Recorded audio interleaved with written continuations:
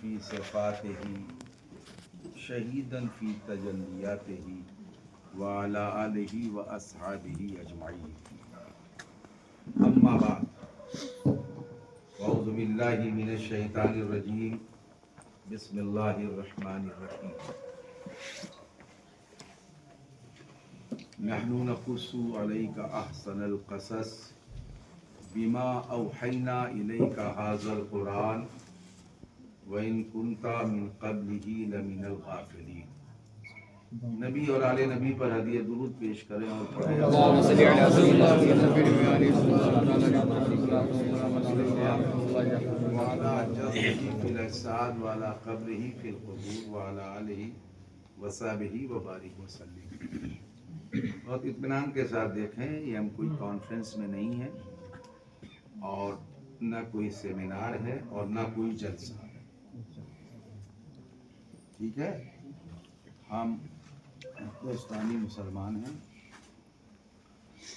اور بہت صاف اور ستھرے اور سنجیدہ مزاجی کے ساتھ سیدنا ابو بکر ابن ابی قحافہ، ٹھیک ہے، قرشی، کنانی، اسماعیلی، براہیمی، یہ جو ہم نے بولا ہے قرشی، کنانی، اسماعیلی، براہمی، یہ برادری ہے، نسب ہے، قبیلہ ہے، خاندان ہے، سمجھ رہے آپ؟ اچھا، اب دوسری چیز، بہت اطمینان کے ساتھ ہماری بات آپ سنیے۔ نام ابو بکر اور یہ جو صدیق ہے یہ آپ کا لقب ہے۔ دیکھیں، میں تقریر کرنے نہیں بیٹھا ہوں، تقریر تو آپ سن چکے، مشکات اور حدیث شریف سے فضائل اور مناقب آپ سماعت کر چکے۔ میں بہت اطمینان سے اب ایک ستھری گفتگو اور اچھی کرتا ہوں آپ کے ساتھ، اور جو میں بولوں گا صاف ظاہر ہے کہ عقائد کے آدھار پر بولوں گا، اور چونکہ مسلکاً سنی ہوں اور مسلک اہل سنت والجماعت سے میرا تعلق ہے، اور پھر اس کے بعد میں مسلکاً حنفی ہوں، تو پہلی چیز ہے کہ میں سنی ہوں اور پھر سنیوں میں میں حنفی ہوں، دو چیزیں ہو گئی۔ اور آ جائیے، قبلہ قریب آ جائیے، آ جائیے، کرسی لے کر آ جائیے۔ اچھا ادھر تو بہت آپ تیز ترار تقریر مجھ سے پہلے سنیں۔ اب دوسری چیز ہے، کب کون لوگ آدمی مسلمان ہوا، اب اس کی بحث کو نہیں، یہ آخری حصے پہ لگتے ہیں کہ کون کب مسلمان ہوا، کیسے مسلمان۔ سب سے پہلے عقیدے کی طرف آتے ہیں، جس کا تعلق عقیدے سے۔ اگر اس میں ہلکی سی بھی کمزوری پائی جائے تو وہ نفاق ہو جائے گی، اور اگر اس کا انکار کر دیا جائے تو کفر ہو جائے گا۔ بات سمجھ میں آ رہی ہے کہ نہیں آ رہی ہے؟ ہلکی سی بھی کجی پائی جائے تو اس کا تعلق بغض اور نفاق سے ہوگا۔ اب بغض نفاق پر احکامات شریعت کیا کیا نافذ ہوتے ہیں وہ بات کی چیز، لیکن اگر اس میں سے ان چیزوں میں کسی چیز کا انکار کیا جائے تو وہ ہو جائے گا کفر۔ کیا ہو جائے گا؟ زور سے بولیے۔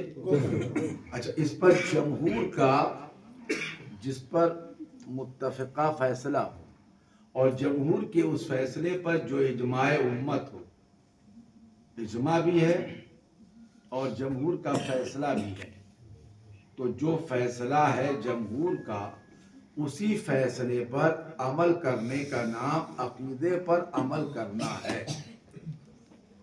بحث کے سارے دروازے بند۔ دوسری چیز یہ ہے کہ صرف ایک ذات ہے تنہا، ابو بکر صدیق کی۔ سبحان اللہ، زور سے بولیے۔ اور میں بہت زیادہ دلائل وغیرہ کی بات نہیں کروں گا، میں اس کے بعد ایک واقعہ پڑھ کے سنا دوں گا اور اسی پر اپنی بات ختم کروں گا۔ ایک ذات، یہ میں تقریر نہیں کر رہا ہوں، اگر میں گاؤں کا دورہ کروں حلقے کا پیری مریدی کا تو ایسے تو روز کے میرے خطابات ہوتے ہیں. یہ تقریر تو مجھ سے پہلے کما حق ہوں جو دلائل کے ساتھ بولنا تھا آپ بول رہے تھے. شاہ عالم صاحب قبلہ بہت ہی مدلل خطاب کر رہے تھے. ٹھیک ہے. اور کافی حدیثیں ازبر کی ہیں یار پہلے سے آپ کی دعا سے مطلب ان کو کافی حدیثیں ازبر ہیں. اور یہ ہمارے بابو ہیں نو عمر ہے لیکن حضرت ابو سعید خدری کی روایت پیش کی فضائل ابو بکر صدیق میں اس کا کیا آ جائیے کوئی بات نہیں ڈریے نہیں نکل جائیے. جانا ہے آپ کو تشریف لے جائیے اور راستہ دے دیجیے کوئی بات نہیں ہے. جائیے یا معاشر النساء تصدقنا اریتکنا اکثر جائیے جلدی جائیے. اور جو ہے بہت جو ہے سنجیدگی کے ساتھ بول رہے ہیں کہ اس میں صحابیت ایک چیز ہے. صحابی ہونا تو اور جن لوگوں کو ہم بحیثیت صحابی جانتے ہیں یا مغازی سے جانتے ہیں ارباب سے جانتے ہیں تاریخ سے جانتے ہیں ہمیں تفسیر بتاتی ہے اور روایات صحابہ سے پتہ چلتا ہے اے بی صحابی سیدنا ابو بکر صدیق کی انفرادیت ہے کہ آپ کی صحابیت پر نص قرآنی سبحان اللہ سبحان اللہ. نص قرآنی موجود ہے. قرآن کریم کی آیات بینات میں ایک آیت سے آپ کی صحابیت ثابت ہے اور چونکہ آپ کی صحابیت ثابت ہے لہذا اس کے بعد اگر کوئی شخص یہ کہے کہ ابو بکر صدیق حق پر نہیں ہے فقط کفر. بے شک. غور سے بولیے وہ خارجی اسلام. ایک چیز یہ ہے. اب دوسرے حصے میں آتے ہیں. ایک لفظ ہے شیخین. شیخین کا لفظ جب بھی جماعت صحابہ میں بولا جائے گا تو اس سے مراد سیدنا ابو بکر صدیق ہیں سیدنا عمر ابن خطاب ہیں سبحان اللہ بے شک. جو ان کی افضلیت کا اور ان کی فضیلتوں کا اور ان کے درجات کا ان کے ایمان کا ان کی صداقت کا ان کی دیانت کا ان کی عدالت کا اور ان کی محبت کا منکر ہو یا انکار کے راستے سے گزرے تحقیق کی وہ شخص بھی خارج اسلام. پاک پڑھ لیجیے.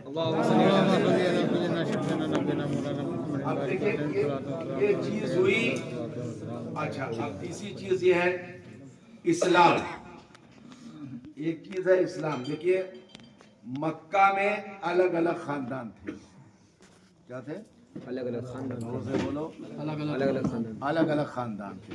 یہ خاندانوں میں یہودی تھے. کچھ خاندان یہودی تھے اور کچھ خاندان عیسائی تھے. ٹھیک ہے. اور خود خاندان دین ابراہیم پر عمل کرنے کا دعویٰ کرتے تھے. اور کچھ طبقہ ایسا تھا جو پتھروں کی پوجا کرتا تھا. صاف صحیح. اور یہ سب مکہ میں موجود. اور ان سارے مذاہب کے نزدیک فطرت کے اعتبار سے زمین کعبہ سب سے زیادہ محترم تھی. یہودیوں کے نزدیک بھی محترم تھی اور عیسائیوں میں بھی محترم تھی براہیمیوں میں بھی محترم تھی. اور یہ جو چوتھا طبقہ ہم نے بتایا یہ بھی اس پر احترام کی نظر رکھتا تھا. تو سب اس زمین کے اس ٹکڑے کا احترام کرتے تھے. اب آتے ہیں اس دور کے بارے میں جس دور میں رسول پاک صلی اللہ تعالی علیہ وسلم نے اسلام کا اعلان نہیں فرمایا تھا. تو سیدنا ابو بکر صدیق کی فطرت سلیم تھی اور آپ بہت سی چیزوں سے اس وقت سے بچتے تھے جب بڑے بڑے لوگ نہیں بچ پاتے. ٹھیک ہے. بات سمجھ میں آ رہی کہ نہیں؟ میں تقریر نہیں کر رہا ہوں. میری تقریر کا یہ انداز نہیں ہے. یہ نہ سمجھیے گا کہ یہ میری خطابت کا انداز ہے. میں آپ سے گفتگو کر رہا ہوں. آپ کے والد قحافہ آپ کو لے کر تشریف لے گئے کعبہ کے اندر और वहाँ बहुत बड़े बड़े खड़े हुए थे, लेफ्ट राइट, दाएं बाएं। तो आपके वालिद ने कहा कि बेटा ये तुम्हारे खुदा हैं, की इबादत करो। तो आप खामोशी से देखते रहे। फिर आपने फरमाया कि मैं भूखा हूँ, क्या तू मुझे खाना देगा? और मैं नंगा हूँ, क्या तू मुझे कपड़ा, नंगे का लफ्ज़ नहीं बोलेंगे, मैं बेसत्र हूँ, यानी मैंने लिबास नहीं पहना है, क्या तू मुझे कपड़ा देगा? ये देगा, वो देगा। एक लंबी बहस है आपकी, अलग अलग लफ्जों में। फरमाया तुम कुछ नहीं दे सकते। तो उन्होंने एक पत्थर उठाया, खींच कर सबसे बड़े को मारा। बहुत इत्मीनान के साथ जाते, यानी आप का दौर, आपकी जात वो है जिसने उस माहौल में भी गैर खुदा के सामने झुकने से अपनी फितरत के मुताबिक इनकार कर दिया। इसलिए कि आने वाले वक्त में कुदरत को आप थे जो काम देना। चौथी चीज ये है कि हुजूर रहमत आलम सल्लल्लाहु ताला अलैहि वसल्लम के आप मक्कतुल मुकर्रमा में बहुत अच्छे दोस्त थे। क्या चीज है? जोर से बोलिए। बहुत अच्छे दोस्त, साथ में बैठना, साथ में उठना, बातें करना, साथ साथ रहना, साथ साथ चलना, सारे मसले आप साथ साथ। अगर रवायतों में बहुत दूर तक जाकर बोले तो सैयदा खलील कुबरा से जब आपने अर्थ फरमाया है तो आपकी तरफ से बहुत से खर्चे सैयदना अबू बकर सिद्दीक ने अदा किया है। इस्लाम ऐलान इस्लाम नहीं हुआ था। क्या नहीं हुआ था? ऐलान इस्लाम, यानी इस्लाम का ऐलान नहीं हुआ था कि इस्लाम एक मजहब है, इस्लाम एक दीन है और यही दीन दीन इब्राहिमी है।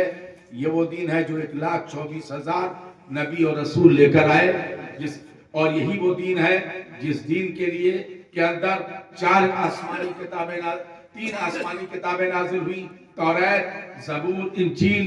यानी जब पैगंबर ने नहीं कहा था मुझसे पहले ईसा और जनाबे मूसा, और मुझसे पहले जनाबे ईसा, जनाबे मूसा, तो ये जो जुमला है, या जनाबे यहया, या जनाबे ज़करिया, या जनाबे दानियाल, या इस तरीके से पैगंबर ने नहीं फरमाया था कि ये वाक़ई यूसुफ है और ये जनाबे याकूब है और ये याकूब और यूसुफ का वाक़या है। ये सब कोई तरतीब नहीं आई थी। और जब आपकी जुबान से इस बात का ऐलान नहीं हुआ था कि मैं नबी हूं और अल्लाह का रसूल हूं, ये उस वक्त की बात है। आप हुजूर नबी रहमत सल्लल्लाहु ताला अलैहि वसल्लम के करीब तरीन लोगों में थे, और हुजूर रहमत आलम सल्लल्लाहु ताला अलैहि वसल्लम से आप बहुत मोहब्बत करते थे, बहुत प्यार करते थे, बहुत इश्क करते थे। हुजूर रहमत आलम सल्लल्लाहु ताला अलैहि वसल्लम ने, ठीक है, 25 साल की उम्र में शादी की। कै साल की उम्र में? 25। जोर से बोलिए। 25। कै साल की उम्र में? 25 जी। और आपने अपनी पसंद से नहीं, होने वाली बीवी की पसंद से शादी किया। अब होने वाली बीवी ने आपको कैसे पसंद किया? जिनका नाम सैयदा खलील कुबरा है और जो इमाम हसन इमाम हुसैन की नानी है। साफ ज़ाहिर है कि बहुत ही बहुत दौलतमंद खातून थी। पूरे अरब की दौलत एक तराजू में रख दी जाती तो सैयदा खलील कुबरा के दौलत के बराबर वो दौलत नहीं हो सकती थी। इतनी दौलतमंद थी आप। आपकी तो दौलत का शुमार नहीं था। अब बार बर्दारी के जानवरों की तादाद भी 80,000 से ज्यादा थी, जो सामान लाते थे ले जाते थे। सोना चांदी हीरे जवाहरात की तो बात ही नहीं है। बड़े बड़े मुल्कों के बादशाहों से और राजाओं से मदीने में, मक्के में बैठकर आप ताल्लुक रखती थी। आप उस खानदान की थी जो खानदान आप उस खानदान की थी जो खानदान ईसाई कैरेसियन था।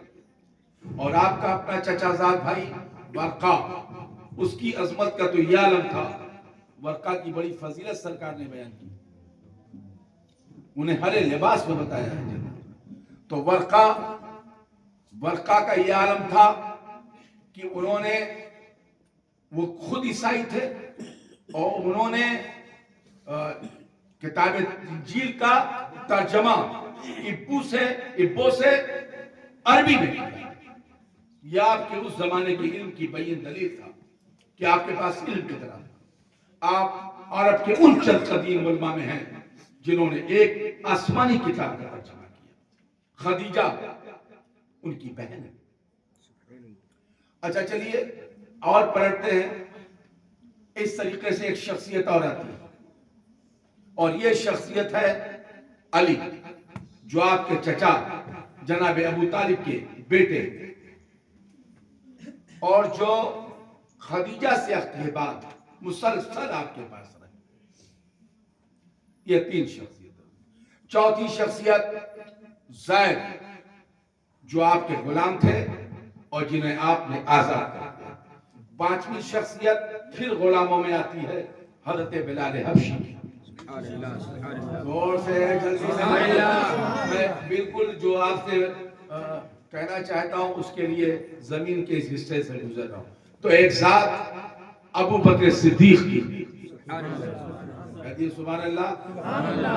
ایک ذات سیدہ خدیجہ الکبریٰ کی، ایک ذات مولا کائنات علی مرتضیٰ کی، اور ایک ذات سیدنا زید کی، اور ایک ذات سیدنا بلال حبشی کی ہے۔ رضوان اللہ تعالی علیہم اجمعین۔ یہ ذوات قدسی ہیں۔ اب پورے اصحاب پر جائیے گا جو دور آخر تک ہوئے تو ان کی تعداد کم اور زیادہ 1,24,000 سے کم ہو جاتا ہے۔ 1,24,000 جو صحابہ ہیں ان میں اللہ تعالیٰ نے 313 کو عزتیں دی۔ اور سے بولیے عزت پہ تو سب ہیں، انکار کون کرے گا کسی کی عزت کا؟ کہتے کہ صحابی اعمال سے نہیں زیارت سے صحابی بنتا ہے۔ ارے کہیے سبحان اللہ۔ بس کے بولیے صحابی کو اعمال کے ترازو پہ نہیں تولا جا سکتا۔ ایمان قبول کیا، ایمان کی آنکھ سے دیکھا، ایمان پر قائم رہا تو سبحان اللہ، اور اگر ایمان پر اسے موت آ گئی تو وہ صحابی ہے، اور اس صحابی کا درجہ غوث اور قطب سے بڑا۔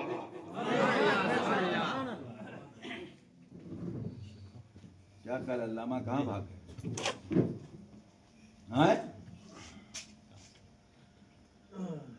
بات دماغ میں آ گئی کہ نہیں آ گئی؟ تو ان 1,24,000 صحابہ جو ہیں ان میں 313 کتنے؟ 313 اور سے بولیے 313۔ اور 313 میں سب سے بلند درجہ ہے السابقون الاولون، جو سب سے پہلے ایمان لائے۔ حبیب، عمار، بلال، میں ان کی بات کر رہا ہوں۔ حبیب، عمار، بلال، سمیہ، ان کے درجات پورے صحابہ سے بڑھے۔ بے شک سبحان اللہ۔ یہ درجات۔ ابھی میں مولا کی بات نہیں کر رہا ہوں، ابھی عثمان غنی کی بات نہیں کر رہا ہوں، ابھی میں عمر ابن خطاب، ابھی میں ابو بکر صدیق کی بات کر رہا ہوں، جو درجہ بلال حبشی کا ہے، جو درجہ جناب عمار کا ہے، جو مقام و مرتبہ جناب صہیب کا ہے، وہ سب سے بلند ہے السابقون الاولون میں۔ اب السابقون الاولون میں جناب ابو بکر بھی ہیں، جناب عمر بھی ہیں، جناب عثمان اور جناب علی بھی ہیں۔ اب آپ سوچیں، پھر ان میں السابقون الاولون میں 10 ہیں۔ کتنے ہیں؟ 10۔ زور سے بولیے 10۔ ہاں، اعلیٰ حضرت امام اہل سنت کا ان 10 پر ایک شعر ہے خراج عقیدت کا کہ وہ 10 جن کو جنت کا بستہ ملا، وہ 10 جن کو جنت کا مزدہ ملا، اس مبارک جماعت پہ لاکھوں سلام۔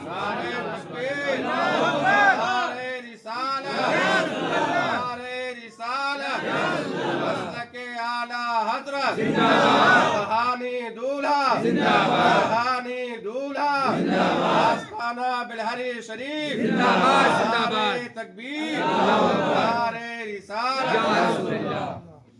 اب دیکھیے، بہت سنجیدگی اور اطمینان کے ساتھ یہ میں خطاب نہیں کر رہا ہوں، آپ سے مسائل کے ساتھ بات کر رہا ہوں، تاکہ یہ اہل سنت کا جو موقف ہے، اور علماء اسٹیج پہ بیٹھے ہیں، اگر میں تھوڑا سا لیفٹ رائٹ گیا تو وہ میری اصلاح بھی کر دیں گے، اور کافی اچھی شخصیتیں ہیں اس وقت جو یہاں بیٹھی ہیں، اور مولانا مجیب اللہ صاحب تو موجود ہی ہیں، اب اگر ہوش میں ہوں گے تو ٹھیک ہے، اور بے ہوش ہوں گے تو کوئی بات ہی نہیں، ہوش میں ہے نا؟ تو بہت ہی اطمینان اور سکون کے ساتھ میں نے کیا بتایا۔ اب ان میں دیکھیے، ان 10 ہم 1,24,000 میں نہیں تلاش کرتے، 10 کے مرتبے سب سے بلند و بالا۔ اب آتے ہیں 10 میں۔ 10 میں یہ جو 4 ہیں جنہیں چراغ کہا جاتا ہے، کہاں کا؟ منبر کا، مسجد کا، محراب کا، جنہیں چراغ کہا جاتا ہے، مسجد کا، منبر کا، محراب کا، یہ چراغ ہے۔ اس لیے آپ نے بہت مسجدوں میں لکھا ہوا دیکھا ہوگا، چراغ مسجد و محراب و منبر ابو بکر و عمر عثمان و حیدر، یہ 4 ہیں۔ حضرت امام اہل سنت نے بھی ایک مقام پر ان کو خراج ان لفظوں میں پیدا پیش کیا ہے کہ صدق و عدل و کرم و ہمت 4 اسم شہرے ہیں ان 4 کے، ٹھیک ہے؟ تو یہ 4 ہیں۔ اب ان 4 میں سب سے اہم ترین معاملہ یہ ہے کہ سب سے پہلے کلمہ کس نے پڑھا؟ فطرت تو 4 کی سلیم ہے، درجے 4 کے بلند ہے، السابقون الاولون میں 4 کے 4 شامل ہیں، لیکن سب سے پہلے ایمان لانے کا شرف کسے ملا؟ اب آپ اندازہ لگائیے، 2 تو گھر میں ہیں، ارے بولیے جلدی سے بات، اور 2 باہر ہیں، اور 2 گھر میں ہیں۔ خدیجۃ الکبریٰ، پہلی بات تو انہیں عام عورت نہ سمجھیے، ایک ایسی عورت جو چائنا سے بھارت سے روما تک بغیر نقصان کے اپنا کاروبار چلاتی رہی ہو، وہ عام عورت تھی اس زمانے کی، جس کے برداری کے جانور یمن کی بندرگاہ سے لے کر جدہ کے بندرگاہ تک کھڑے رہتے، وہ عام عورت تھی۔ مختلف ملکوں سے کپڑے، پارا جال، مسالہ جال اور پتھروں کی تجارت کرنے والی عورت معمولی عورت تھی، جس کے سامانوں کے لدے ہوئے جاتے تھے، ایک بندرگاہ سے اترتے تھے اور وہاں سواریوں کے ذریعے دوسرے بندرگاہ کے لیے روانہ کر دیے جاتے تھے۔ وہ عورت بھی معمولی نہیں تھی۔ آپ اندازہ لگائیے، حضور غار حرا میں تھے، کہہ دیجیے ہاں وہاں وہ واقعہ ہوا، میں واقعے کو نہیں بیان کروں گا تفصیل سے، اور مجھے اتنی تفصیل سے اس واقعے کو بولنا۔ وہاں واقعہ ہوا، جبرائیل کا آنا ہوا، پیغام اقرا لانا ہوا، حضور آئے، آپ کا وجود بشری یوں لرز رہا تھا، آپ اسی عالم میں تشریف لائے۔ سیدہ خدیجہ نے فرمایا کیا ہوا؟ کہ میں نے اسے دیکھ لیا۔ کہ دیکھ لیا؟ دیکھ لیا، غور کر رہے ہیں آپ اس جملے کو؟ آ جائیے، جلدی آ جائیے۔ آپ نے فرمایا مجھے کمبل اڑا دو۔ اچھا یہ، اور کمبل اٹھایا اور اپنے بازو میں سمیٹ لیا، کہا بیٹھ آرام کیجیے، جب آپ کو سکون ہو جائے گا تو غم مت کیجیے، جب آپ کو سکون ہو جائے گا تو ہم اپنے چچا زاد بھائی ورقہ کے پاس چلیں گے اور ہم اس سے آپ کا مسئلہ پوچھیں گے. بہت دیکھیے بہت بخاری شریف کی حدیث ہے اور میں چاہوں تو بھی اس پر گھنٹوں بول سکتا ہوں. ہر سال 8-9 مرتبہ پڑھتا ہوں اس کو, پڑھتا نہیں ہوں, طلبہ کو پڑھاتا ہوں, طلبہ طالبات کو. تو کوئی بہت ٹف میرے لیے نہیں ہے, لگاتار ریپیٹ ہے, لیکن میں اس کی بحث میں نہیں جاتا اور نہ میں اس کی لمبائی اور چوڑائی کے ساتھ اس پر خطاب کروں گا. کہ ٹھیک ہے آپ فریش ہو جائیے تو میں آپ کو لے چلتی ہوں. اور جب حضور صلی اللہ علیہ وسلم کو تھوڑا سکون قلب ہوا تو آپ تشریف لے گئے حضرت سیدہ خدیجہ کے پاس. ورقہ اس زمانے بہت بوڑھے ہو گئے تھے, اتنے بوڑھے ہو گئے تھے کہ اپنے ہاتھوں سے یا دوسرے کے ہاتھوں سے پلکیں اٹھائی جاتی تھی تب وہ آدمی کو دیکھ پاتے تھے. یہ بند رہتی تھی ڈھلک کر کے آنکھ. پوچھا کون؟ فرمایا خدیجہ ہوں. کہا کیسی آئی ہے؟ ارے کہا آپ کا یہ بھی ہے نا چچا زاد بھائی ہے, حضور کا نام لیا, یہ بھی میرے ساتھ آیا, کچھ آپ سے بات کرنا چاہتے ہیں. کیا ہوا؟ کہ جانتے ہیں نا آپ لگاتار پہاڑ میں جاتے تھے, عبادت کرتے تھے. ہاں ہاں میں جانتا ہوں. وہاں مصروف رہتے تھے. ہاں ہاں ہفتے ہفتے بھر وہی رہتے تھے. ہاں تو ٹھیک ہے میں جانتا ہوں. کہ بس آج ایسا ہو گیا. ورقہ سیدھے کیا کہہ رہی خدیجہ؟ میں صحیح کہہ رہا ہوں, ایسا ہوگا. تم بتاؤ کیا کیا دیکھا؟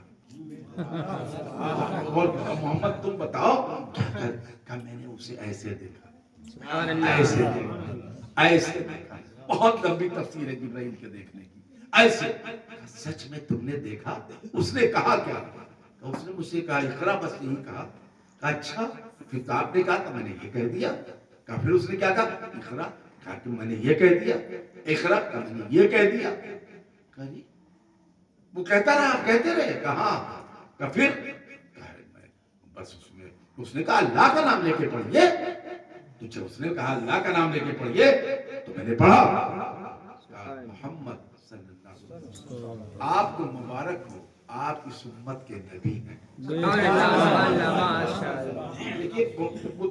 آپ غور کر لیجیے, اس لیے مکہ کو آپ جاہلوں کا شہر نہ کہیے کہ صرف جاہلوں کا شہر. آپ کو مبارک ہو, آپ اللہ کے نبی ہیں.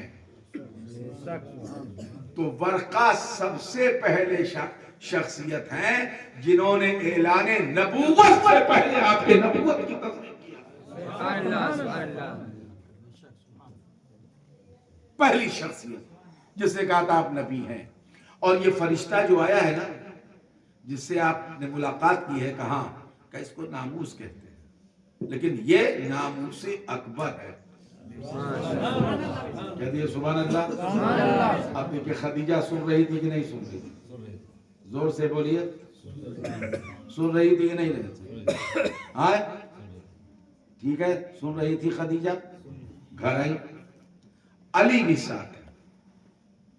اب یہاں آپ قابل غور پہلے ہوئے جناب ابو بکر صدیق حضور کے بہت گہرے دوستوں میں ہیں. ابھی دوست کہیے, ساتھی کہیے, اور اعلان نبوت سے پہلے آپ کے مددگاروں میں ہیں اور آپ کے چاہنے والوں میں ہیں اور آپ پر جان نثار کرنے والوں میں ہیں. مکہ کی زمین پر آپ کے مددگاروں میں ہیں. ابھی اعلان نبوت پیغمبر نے نہیں کیا ہے, ابھی نزول وحی آئی ہے. اب نزول وحی کے ساتھ خدیجہ کو معلوم ہو گیا یہ ہونے والے نبی, ورقہ کو معلوم ہو گیا ہونے والے نبی. اگر علی نے زبان خدیجہ سے یا زبان رسالت ماں سے یہ سنا تو انہیں بھی معلوم ہو گیا نبی ہے. لیکن ابھی اعلان نبوت نہیں ہے. ابھی اعلان نبوت نہیں. زور سے بولیے. تھوڑے سے لوگوں کو معلوم ہو گیا کہ رشتہ ہو گیا ہے. زور سے بولیے. ابھی حجاب و قبول کی منزل نہیں آئی ہے. تو جب تک نہ آ جائے تب تک کہہ نہیں سکتے, کچھ نہیں کہہ سکتے. اب پہلے سے ہی سے شروع ہوئی کہ جب اعلان کیا آپ نے زور سے کہیے سبحان اللہ. اب میں اس کے بعد نہیں بولوں گا, اسی بات اپنا پوائنٹ ختم کر دوں. جب اعلان کیا آپ نے, اس بات کا اعلان کیا کہ میں رسول ہوں, تو سوال ہے کہ آپ کے پاس فوراً پہنچ کر کس نے آپ کے اعلان کی تصدیق کی؟ وہی پہلا. اگر ابو بکر صدیق نے کیا تو وہ پہلے ہے, خدیجہ نے کیا تو وہ پہلی ہے, علی نے کیا تو پہلے ہے, زید نے کیا تو وہ پہلے ہے. اب بحث شروع ہو گئی. ایک طبقہ صحابہ کا کہنے لگا علی نے پہلے تصدیق کی اس لیے علی پہلے ہے, علی پہلے ہے. ایک طبقہ بولا خدیجہ نے پہلے کیا ہے تو اس لیے خدیجہ پہلی ہے. پھر ایک طبقہ اٹھا, اس نے کہا نہیں, سب سے پہلے ابو بکر نے تصدیق کیا. کیا ابو بکر نے کیا, لہذا وہ پہلے ہے. یہ فیصلہ تاریخ کر ہی نہیں پائی کہ ان تینوں میں پہلا کون ہے. دیکھیے, یہ جب کہیں فیصلہ نہ ہو پائے کہ ایکسپٹ کرنے میں پہلا کون ہے, تو پتہ یہ چل گیا کہ یہ تینوں بہت قریب تھے. سنیے, وہ اتنا سنیے, یہ تینوں بہت قریب تھے.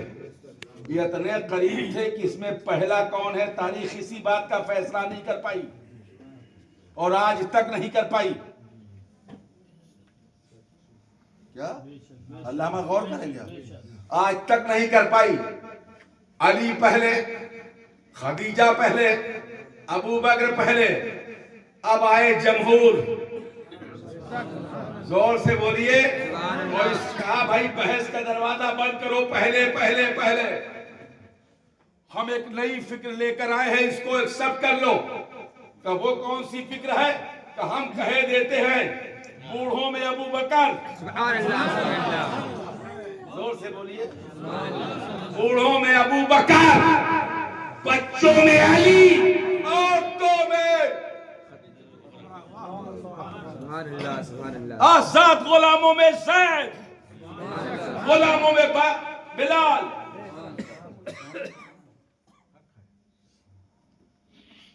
تو سیدنا ابو بکر صدیق کی فضیلت میں 1,24,000 کم زیادہ صحابہ کے درمیان یہ وجہ فضیلت ہے کہ آپ کو قرآن نے لصاحب ہی کہا. سبحان اللہ, سبحان اللہ, سبحان اللہ. ٹھیک ہے, بات دماغ میں آ گئی کہ نہیں آ گئی؟ زور سے بولیے.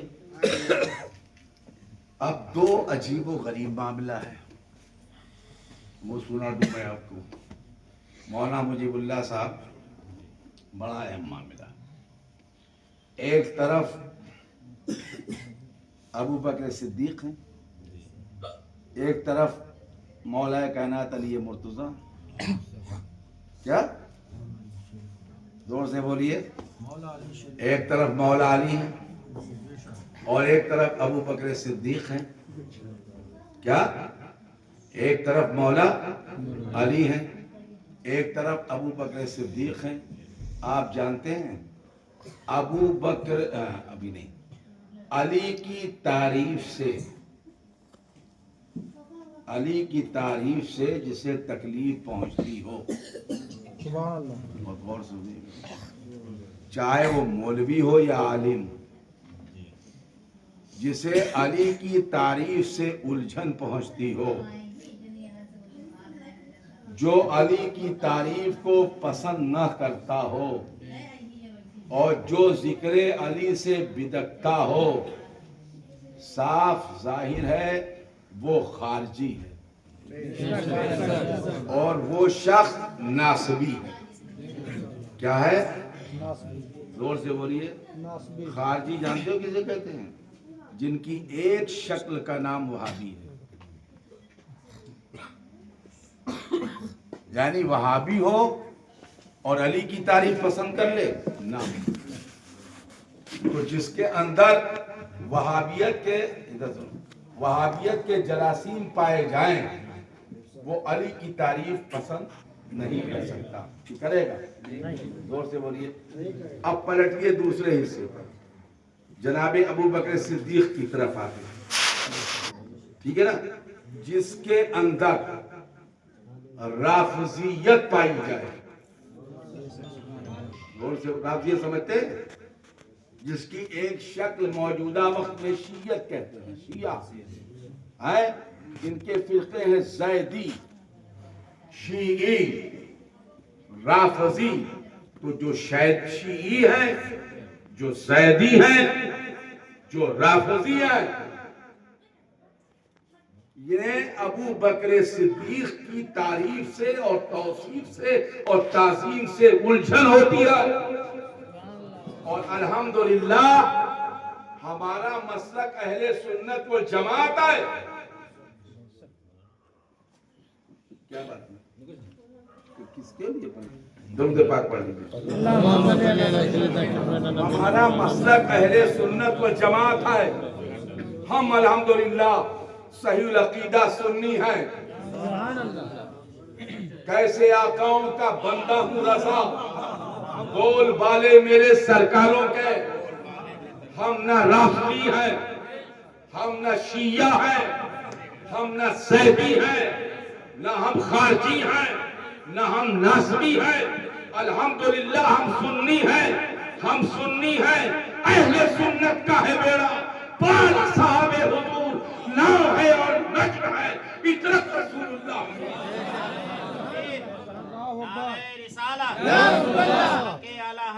ہم اہل بیت سے ہم صحابہ سے محبت کرتے ہیں. ہم صحابہ سے عقیدت رکھتے ہیں. ہم اہل بیت سے محبت رکھتے ہیں. ان کی عقیدت، ان کی محبت اور ان کی محبت کو ہی ہم ذریعہ نجات. اب بات دماغ شریف میں دیکھیے، یہ خالص عقیدے کی بات آ گئی. اب اعلیٰ حضرت امام اہل سنت کی اس موقع پر اگر میں تحریر پڑھنا چاہوں، ادھر آؤ بیٹا بیٹھو، تحریر پڑھنا چاہوں جو میں نے بولا ہے، تو ابھی میں نے مخدوم ملت کے فاتحے کے موقع پر بولا تھا. کہیے تو میں ریپیٹ کر دوں؟ جی تو کہیے تو میں ریپیٹ کر دوں؟ جی تو میں ریپیٹ کر دیتا ہوں. مسئلہ دوسرا تھا. امام اہل سنت نور اللہ مرتدہ نے ایک فتوے کے جواب میں ارشاد فرمایا. آپ نے فرمایا کہ فرق مراتب بے شمار، فرق مراتب بے شمار، حق بدستے حیدر کرار. سبحان اللہ، سبحان اللہ. فرق مراتب بے شمار، حق بدستے حیدر کرار. دیکھیے دوسرا مسئلہ تھا، اس پر وہاں سے میں لے رہا ہوں. اور فرمایا جناب معاویہ بھی ہیں ہمارے سردار، تان کرنا ان پر کار فجار. اور مگر اسد اللہ ان کی اولیت، ان کی اکملیت، ان کی افضلیت،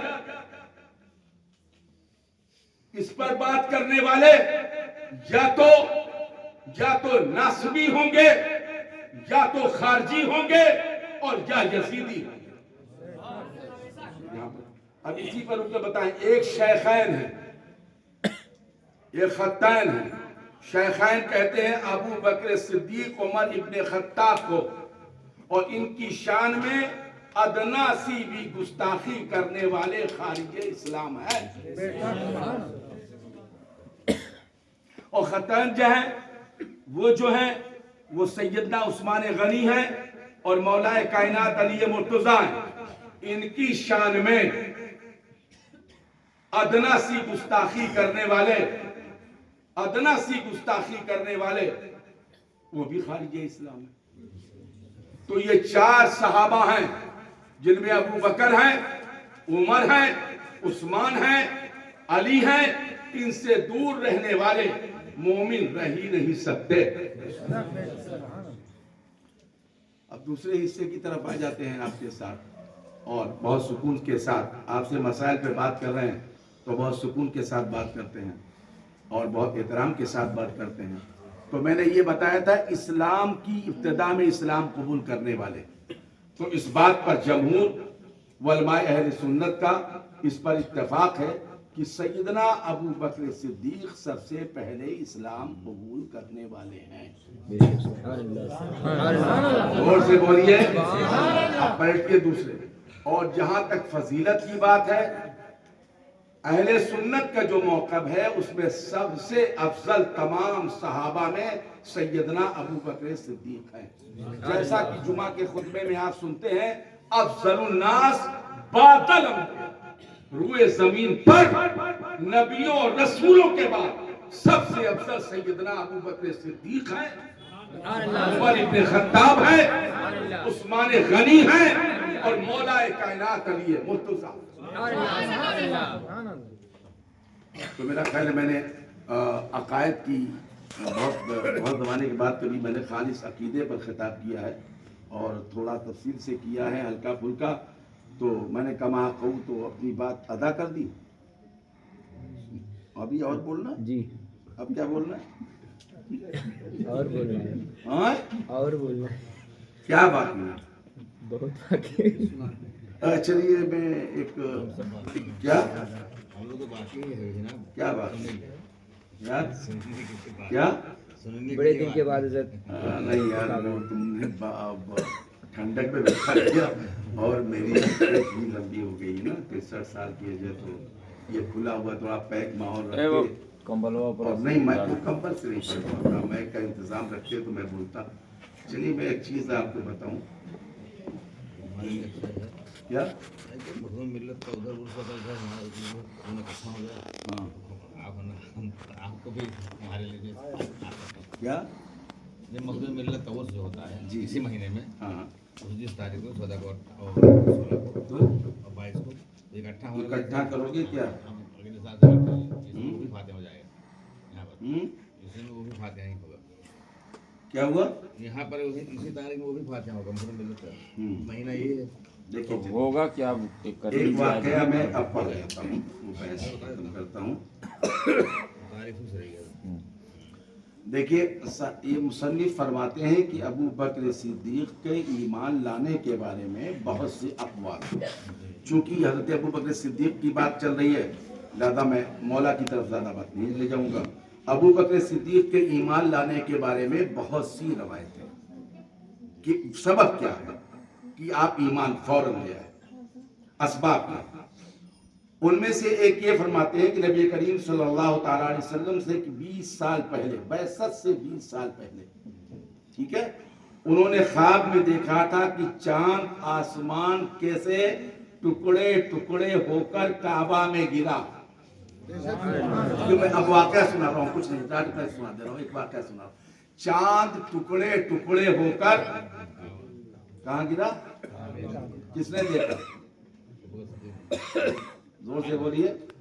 بعثت سے 20 سال پہلے ابو بکر صدیق نے خواب دیکھا کہ چاند ٹکڑے ٹکڑے ہوا پھر کعبے میں گرا اور مکہ کے ہر گھر میں ایک ایک ٹکڑا گرا، پھر وہ تمام ٹکڑے اکٹھے ہو گئے، پھر پہلی شکل میں آ گئے اور آسمان کی طرف چلے گئے، مگر وہ ٹکڑا دیکھیے ایسے سنیے، یہ چاند ہے، مثال سمجھا دوں، اس کے مکہ میں ہم مان لیتے ہیں 5000 گھر تھا، تو 5000 ٹکڑے چاند سے گرے۔ کتنے ٹکڑے؟ مثال دے رہا ہوں، 5000 ٹکڑے نہیں تھے کہ بعد میں پکڑ لو مجھ کو، اس لیے کہ تفصیل میں کبھی کبھی آدمی پھنس جاتا ہے، تو صرف مثال دے رہا ہوں۔ تو ٹکڑے گرے، 500 کہہ دو، 5000 کہہ دو، 2000 کہہ دو، 2500 کر دو، میں تعین نہیں کرتا ہوں۔ وہ جتنے گھر تھے ہر گھر میں ایک ایک ٹکڑا اور باقی پورا چاند کعبے کے اندر گر گیا۔ پھر تمام وہ ٹکڑے اکٹھا ہونے لگے، اس گھر سے نکلا، اس گھر سے نکلا، اس گھر سے نکلا، اس گھر سے نکلا، اس گھر سے نکلا، ہر گھر سے وہ چاند نکلا اور نکل کر وہ چاند اکٹھا ہو گیا اور اکٹھا ہو کر آسمان کی طرف چلا گیا۔ ابو بکر صدیق خواب دیکھ رہے ہیں، مگر وہ ٹکڑا جو ابو بکر صدیق کے گھر میں رہ گیا تھا وہ وہی رکا رہ گیا۔ اور اچھا دوسری روایت آپ سنیے اسی پر، دوسری روایت یہ کہ وہ تمام ٹکڑے اکٹھا ہوئے۔ اب یہ دوسری روایت بدل گئی، وہ تمام ٹکڑے اکٹھے ہو کر ابو بکر کے گھر آ گئے، اور جب ابو بکر کے گھر آ گئے تو حضرت ابو بکر نے اپنے گھر کا دروازہ بند کر لیا۔ ان انوار کو دریافت کرنے کے لیے علی صبح یہودی علماء میں سے ایک عالم کے پاس گئے۔ سبحان اللہ، زور سے بولیے۔ اب یہودی عالم کون تھے؟ جو توریت کے عالم تھے، جو موسیٰ پر نازل ہونے والی کتاب توریت کو پڑھتے تھے۔ اس عالم کے پاس گئے اور اس سے اپنے خواب کی تعبیر پوچھی کہ اے علامہ، آپ علماء یہود میں ہیں، آپ یہ بتائیے کہ میں نے رات میں خواب دیکھا کہ آسمان کا چاند ٹکڑے ٹکڑے ہو کر مکہ کے ایک ایک گھر میں جاتا رہا، پھر پورا چاند بچا ہوا کعبہ میں آیا۔ آپ بتائیے، پھر وہ چاند گیا، ایک ٹکڑا میرے گھر میں رہ گیا، آپ بتائیے وہ نور کا ٹکڑا جو میرے گھر میں رہ گیا اس کی کیا تعبیر ہے؟ اس یہودی عالم نے جب یہ سنا تو جان گیا، مگر کہا نہیں یہ خواب ہے، اس کا کوئی اعتبار نہیں۔ کیا کہا؟ یہ خواب ہے، کوئی اعتبار نہیں۔ زور سے بولیے۔ یہ وہ خواب جان گیا کہ یہ تو معاملہ دوسرا ہے، یہ ان نشانیوں کا واقعہ۔ کچھ زمانہ راوی کہتا ہے کچھ زمانہ اسی طرح گزرا، آپ اپنی تجارت کے سلسلے میں بحیرہ راہب کی خانقاہ میں پہنچے اور راہب نے سے اپنے خواب کی تعبیر پوچھی۔ راہب نے پوچھا آپ کون ہیں؟ تو آپ نے اپنی برادری بتائی، میں قریشی ہوں۔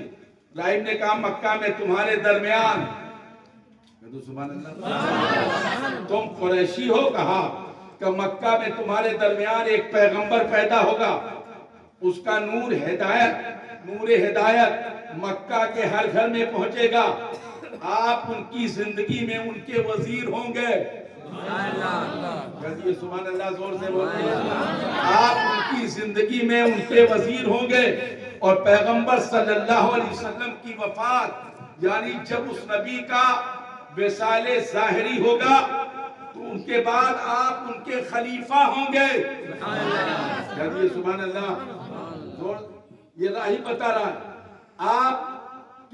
آپ قریشی خاندان کے ہیں، ایک نبی پیدا ہوگا، آپ اس پر ایمان لائیں گے، آپ اس کے وزیر بنیں گے، اور جب وہ دنیا سے کیا لفظ استعمال کریں ان کے جب روح قبض سے اسری سے پرواز کر جائے گی، تھوڑی دیر کے لیے نکالی جائے گی، پھر جسد اطہار کے اندر رکھی جائے گی، پھر انہیں زمین کے اندر رکھ کر کے احترام کے ساتھ اس پر تختے لگائے جائیں گے، اور وہ آپ کی ظاہری آنکھوں سے اوجھل ہو جائیں گے۔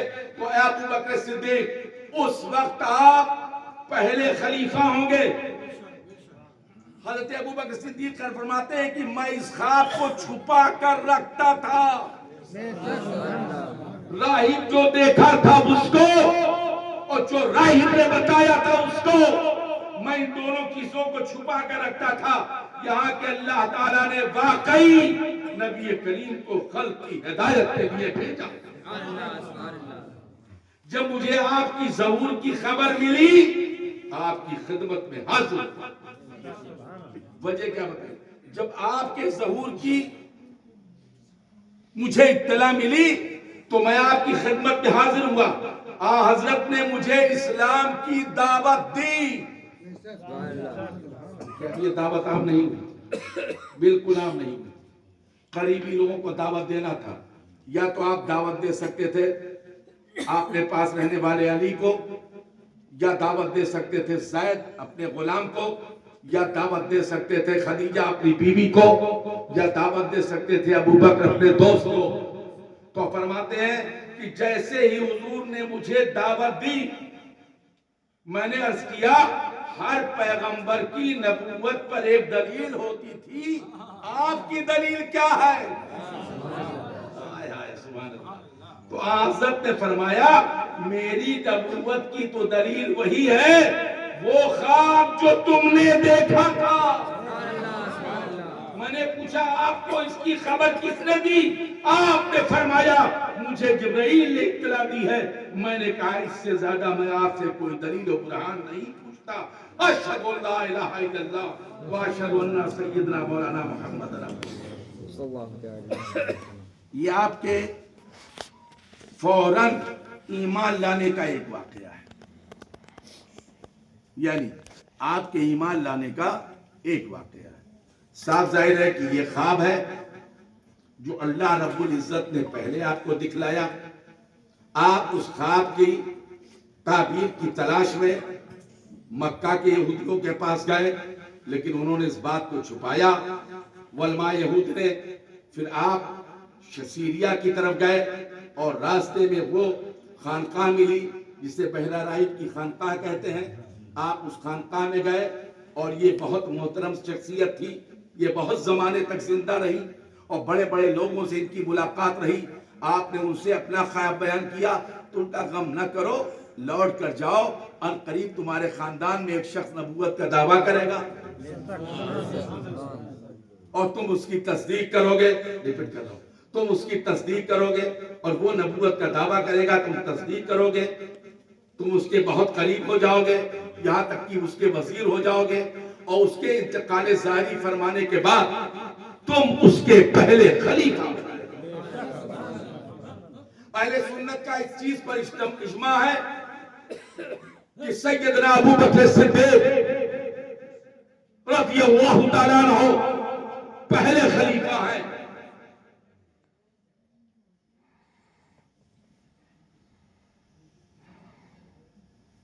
اور افضل الناس بعد الانبیاء ہیں۔ 1,24,000 صحابہ ہی سے پر بحث نہیں ہے۔ افضل الناس بعد الانبیاء، روئے زمین پر وہ نبی جو آئے گئے، وہ رسول جو آئے گئے، ان نبیوں اور رسولوں کے بعد پوری نسل انسانی پر نبیوں اور رسولوں کے بعد سب سے افضل ابو بکر صدیق ہیں۔ نعرہ تکبیر، نعرہ رسالت، ہر صحابی نبی جنتی ہر جنتی صحابی نبی، جنتی نعرہ تکبیر۔ چلیے میں اب اور روایتیں کیا پڑھوں، ورنہ ہم 2 روایتیں کتابیں دیکھ کے پڑھ دیتے ہیں ماحول کے حساب سے۔ تو ایک چیز اور بتا دیتے ہیں، ایک صادق ہے، ایک مصدق ہے، ایک صدق ہے۔ آخری بات کہہ دیں، اس کے بعد علامہ آپ مجھے اجازت دیں۔ اور میں چونکہ زیادہ تر میں تاریخ پر بولتا ہوں، تو آج ذات سیدنا ابو بکر صدیق ہے، لہذا میں عقائد کی زمین سے بھی اس لیے گزرا تاکہ آپ کو اس بات کا احساس رہے کہ آپ سنی ہیں، کیا سنی ہیں۔ اور ہمارے اگر دائیں بائیں آگے پیچھے 2 قسم کے لوگ رہتے ہیں، ایک خوارج ہیں جن کے الگ الگ نام ہیں، انہیں ہم وہابی بھی کہتے ہیں اور دیوبندی بھی کہتے ہیں، اور ایک رافضی ہیں جنہیں شیعہ بھی آپ کہتے ہیں، ان میں زیدی بھی ہے، شیعی اور زیدی۔ تو ان دونوں کے بیچ میں اہل سنت والجماعت، اور کبھی مولا کائنات علی مرتضیٰ کو لے کر بات ہوتی ہے، کبھی امیر المومنین سیدنا ابو بکر صدیق کو لے کر بات ہوتی ہے، اور اتفاق سے ہم سب کے رشتوں کے درمیان ہوتے ہیں۔ کبھی ہم ادھر حیران ہوتے ہیں، کبھی ہم ادھر پریشان ہوتے ہیں۔ کیا خیال ہے حضرت؟ اس لیے میں نے بہت سنجیدگی کے ساتھ اس بات کو آپ کے سامنے بتایا کہ اہل سنت کا اس چیز پر اجماع ہے، تو جمہور کا اس کا فیصلہ ہے، یہی مسلک اشاعرہ ہے اور یہی مسلک ماتریدیہ ہے کہ ابو بکر صدیق پہلے خلیفہ، عمر ابن خطاب دوسرے خلیفہ، عثمان غنی تیسرے خلیفہ،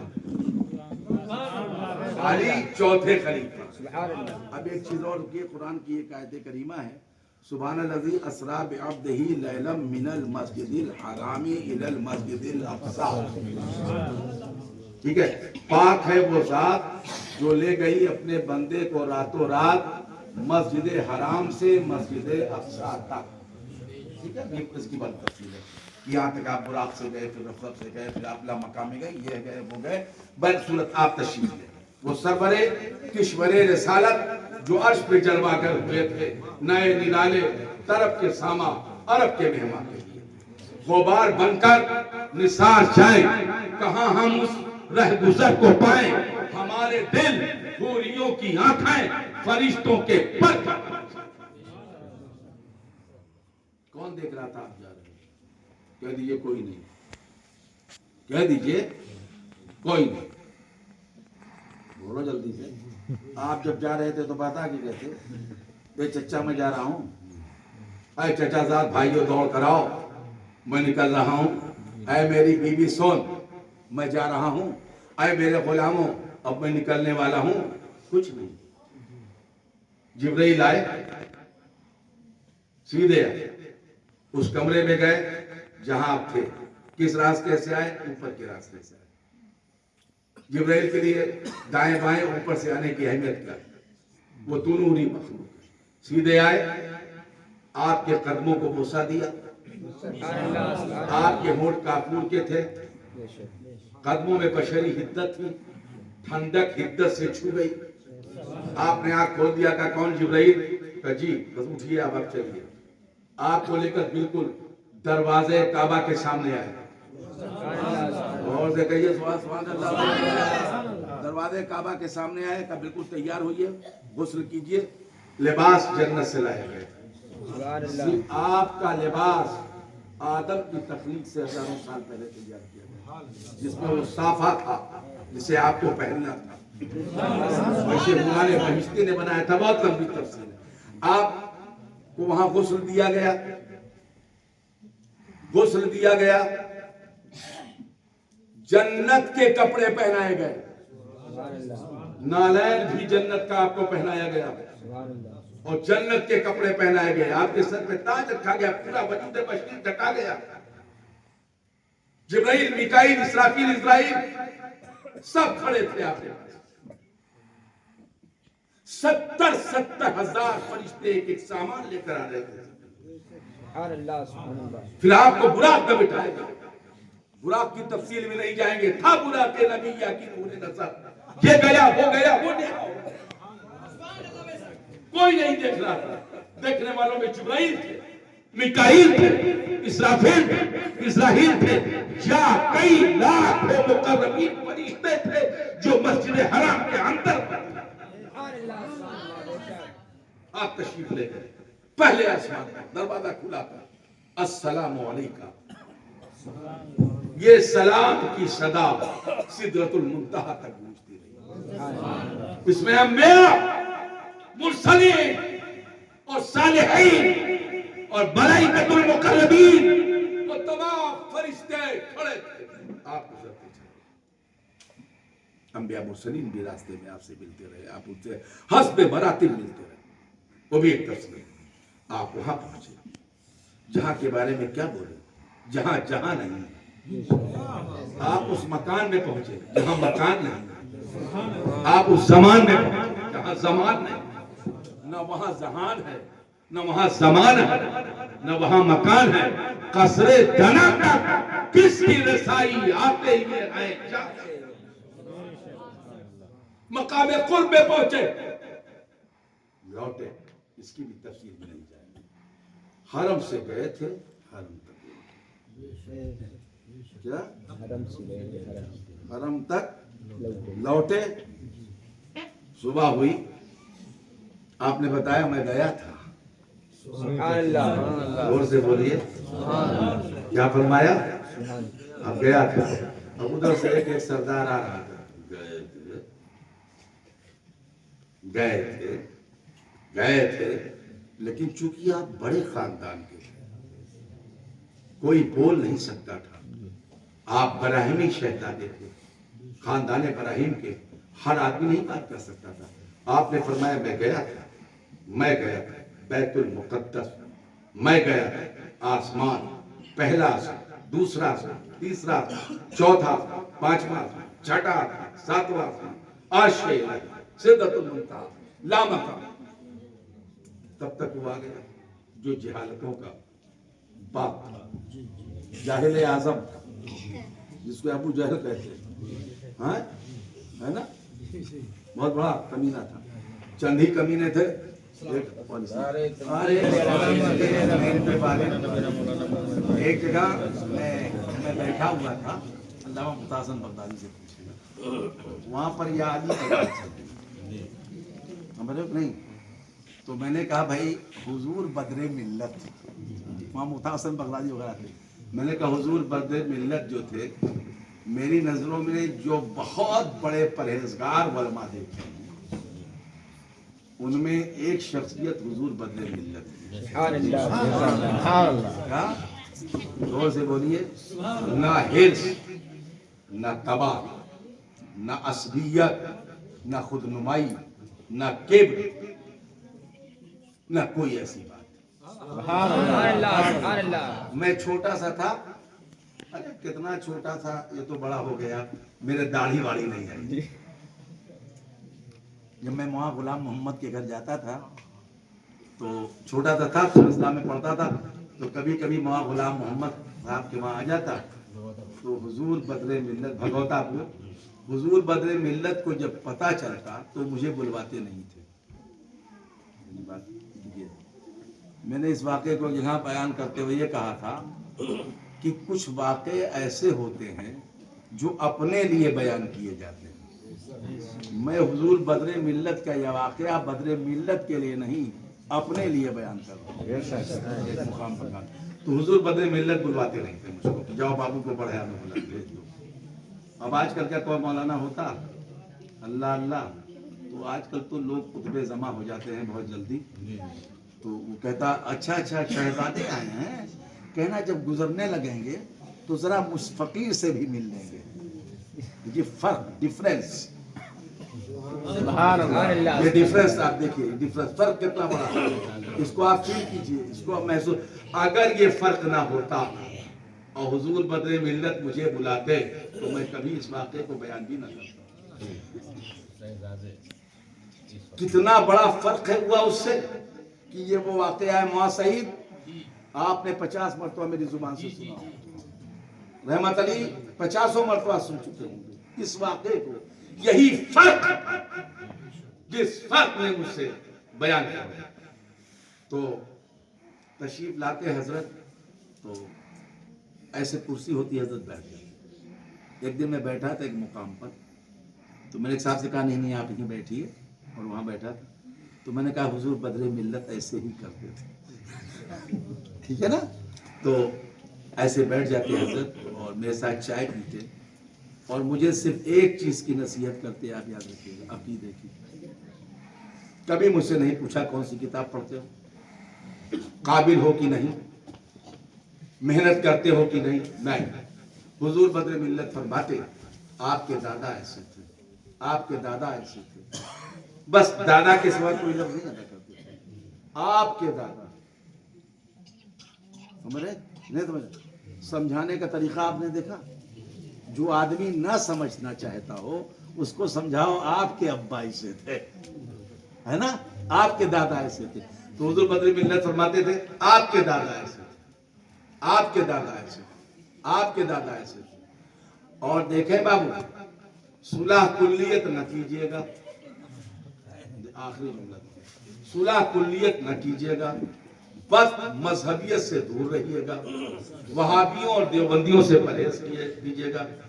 कभी कभी कई घंटे रहते वहां घर पर, फिर कहते बाबू तो मैं आता मस्जिद के मोड़ तक, वहीं दस्तबोसी करता हजरत की, और हजरत अपनी छड़ी शरीफ लेकर के पैदल खरामा खरामा अपने खादिम के साथ वापस चले जाते। तो एक दिन आया मौला के नाम लेने का मामला, तो हम लोग बैठे हुए थे, वहाँ मुख्तार हसन वगैरह हम लोग बैठे हुए थे। मैंने कहा यार حضور بدر ملت نے ایک کتاب لکھی ہے، کیا نام ہے اس کا؟ تعمیر ادب کی نورانی تعلیم. زور سے بولو. اس میں اہل سنت کا نعرہ لکھا. کیا؟ اہل سنت کا نعرہ لکھا. اور اہل سنت کے نعرے میں لکھا نعرے تکبیر، نعرے رسالت، نعرے حیدری، نعرے غوثیہ، اتنا لکھا ہے. نعرے قادریہ. تو دیکھیے، اور اسے اہل سنت کا نعرہ لکھا ہے. اور یہ کس نے لکھا ہے؟ کس شخصیت نے لکھا ہے؟ جو ہند کی زمین پر مجدد ملت ماسیہ امام احمد رضا خان فاضل بریلوی کی سیرت و حیات پر کتاب لکھنے والی ملک العلماء کے بعد دوسری اہم ترین شخصیت حضور بدر ملت. تکبیر، اللہ اکبر، نعرہ رسالت، یا رسول اللہ، عید میلاد النبی. حضور بدر ملت ان اہم شخصیتوں میں ہے کہ لوگ چن لیں جن کی تحریریں حوالوں کے لیے زندگی کی وہ کتابیں معتبر ہو جائیں. چلیے بات یہ روک دیتے ہیں. حضور بدر ملت کی بارگاہ میں ان کے صاحبزادے کی آمد کے موقع پر یہ میرا خراج رہا. اور میں آج کوئی خاص تقریر کے موڈ میں تو نہیں تھا، لیکن وقت نے تھوڑا تھوڑا لمحہ بڑھا دیا. میں کتاب لے کر بیٹھا تھا روایت پڑھنے کے لیے، لیکن عقائد مجھے محسوس کیا کہ میں عقائد پر یعنی تفضیلیت پر، شیعت پر، رافضیت پر، ٹھیک ہے نا. تو آپ کے آنے سے پہلے میں خطاب ختم کر چکا جمہور کے متفقہ فیصلے پر، جو اہل سنت کا فیصلہ ہے سیدنا ابو بکر صدیق کے بارے میں، ٹھیک ہے، کہ افضل الناس بعد الانبیاء بالتحقیق امیر المومنین سیدنا ابی بکر صدیق. وہ خطبہ جمعہ نہیں ہے. وَلَلنَّاسِ بِالصِّدْقِ وَالثَّوَابِ امیر المومنین سیدنا عمر بن الخطاب. وَعَلَى كَامِلِ الْحَيَاءِ وَالْإِيقَانِ امیر المومنین سیدنا عثمان بن عفان. وَعَلَى غالب كل غالب امیر المومنین سیدنا علی ابن ابی طالب. یہ صرف خطبہ جمعہ نہیں بلکہ اہل سنت میں جمہور کا یہ فیصلہ ہے کہ یہی ہے. زور سے بولیے. اور اس سے بال کے برابر انحراف کرنا گمراہی ہے. اور ان 4 صوات قدسیہ میں کسی کی شان میں ادنا سی لب کشائی کرنا ہی کفر.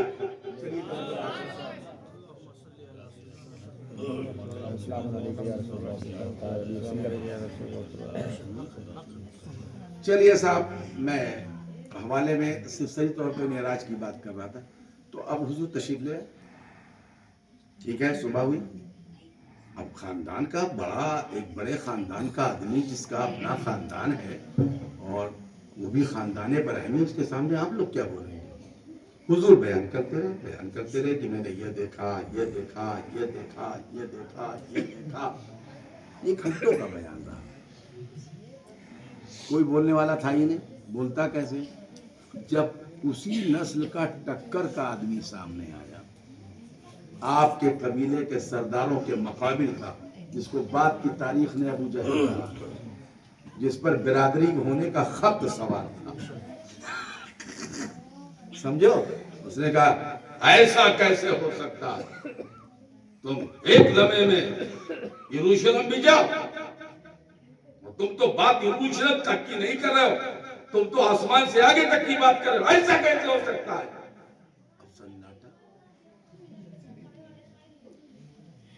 اس لیے کہ حضور رحمت عالم صلی اللہ تعالی علیہ وسلم کو جاتے کسی نے نہیں دیکھا. ہم جانتے ہیں آپ گھر میں، پھر آپ چلے گئے، چلے آئے. آپ کی بات مان لے تو زنجیر بھی ہلتی رہ گئی، پانی بہتا رہ گیا. آپ گئے، آپ چلے آئے. یہ کیسے ہو گیا؟ اس وقت آپ کی معاون، آپ کی مددگار، آپ کی طرفدار، آپ کے لیے سراپا پیار. زور سے بولیے. بچپن سے آپ کے ساتھی، جوانی کے آپ کے دوست، اس عمر میں آپ کا ساتھ نبھانے والے ابو بکر قحافہ کے بیٹے سامنے آ گئے اور فرمایا چپ، انہوں نے کہا کہ گئے تو گئے، دیکھا تو دیکھا، انہوں نے جو کہا وہ میں نے مان لیا، تو کون ہوتا ہے انکار کرنے والا؟ میں تصدیق کرتا ہوں یہ گئے۔ اسی لیے آپ کو لے صاحب ہی کے بعد صحابیت کی تو نس آپ کو حاصل ہے، اس واقعے سے آپ کو صدیق کہا گیا۔ صادق رسول کی بات کو صادق ایکسپٹ کرنے والے، صدق ماننے والے آپ، اسی لیے نبی کریم صلی اللہ تعالی علیہ وسلم کے اس صحابی کو صدیق کا خطاب کہیے سبحان اللہ زور سے بولیے۔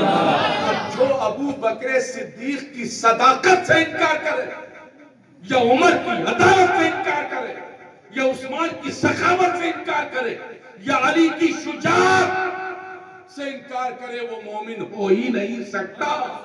سر چھڑ کر تیری پیزاروں کے تاج سر بنتے ہیں سیاروں کے، صدق و عدل و کرم و ہمت چار کی شورے ہیں ان چاروں کے، پہلے تسلیم علی میدان میں سر جھکے رہتے ہیں تلواروں کے، کیسے آقاؤں کا بندہ ہوں رضا، بول بالے میرے سر۔